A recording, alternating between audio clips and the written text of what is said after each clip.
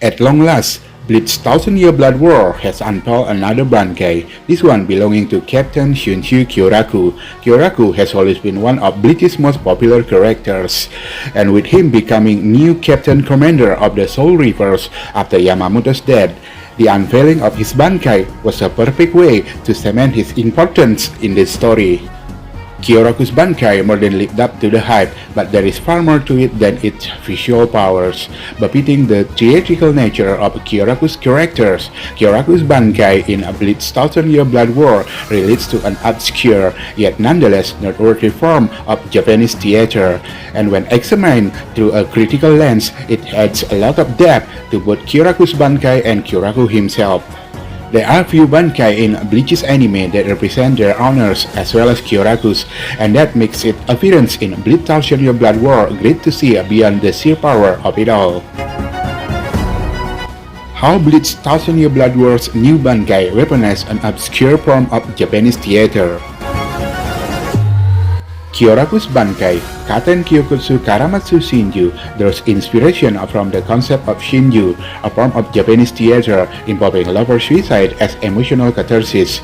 Every attack that Kyoraku performs with his Bankai is framed as an act in a play involving Shinju and weaponize a different form of lover suicide, starting with two people sharing the same wounds and progressing to slitting each other's throat. Not only that, but each attack is unavoidable, even if Kyoraku's opponent would otherwise be invincible, as he further emphasized the strength of will one would need to go through a lover's suicide. As depressing as the inspiration for Kyoraku's Bankai is, there is far more to it than that. The point of Shinju isn't to be depressing, but to impress upon the audience the power of love that two people share for one another and end things on a note of emotional catharsis.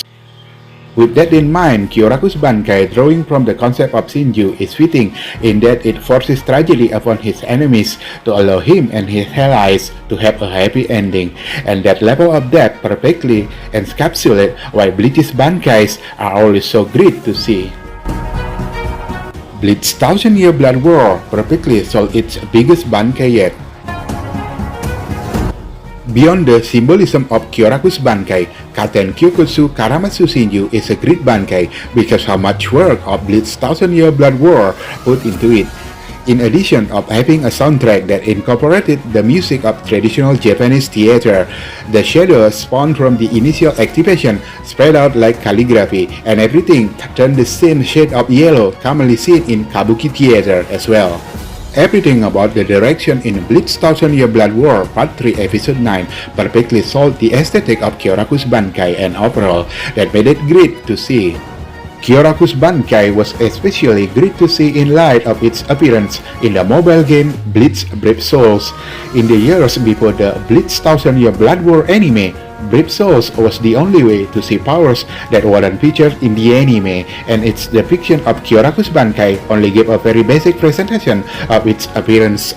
Much of that stemmed from the limitations of a mobile game, but even so, Bleach's Thousand-Year Blood War's depiction of Kyoraku's Bankai is the perfect payoff to decades of anticipation, and his lackluster portrayal in Brave Souls only emphasized that idea. Bleach's Thousand-Year Blood War's new Bankai hints at the true nature of one of its best characters, why Kyoraku is one of the Bleach's deepest characters. What best sells the impact of Kyoraku's Bankai, however, is how much it says about his true character. Kyoraku Shikai weaponizing children's games played into his childish and lackadaisical nature, so with his Bankai revolving around lover suicide of all things, that means that the contrast between Kyoraku Shikai and Bankai is meant to hint at Kyoraku being a far more serious and a silent person underneath his goofy exterior. That idea can already be seen in the few moments where Kyoraku acts seriously around allies and enemies alike, and it makes sense for his Bankai to lean into that. Kyoraku being less happy than he appears will also tie into his backstory. Kyoraku's brother and sister-in-law died young and entrusted him with protecting his niece, Nanao, something Kyoraku has felt guilty from inaction over for hundreds of years, and with help of his Zanrakuto spirit created in response to protecting Nanao, Bleach has already all but stated that Kyoraku's Bankai is a reflection of everything he's gone through before the story. All of these details come together to make Kyoraku's Bankai one of the best in Bleach Thousand Year Blood War by far, and that's unlikely to change anytime soon.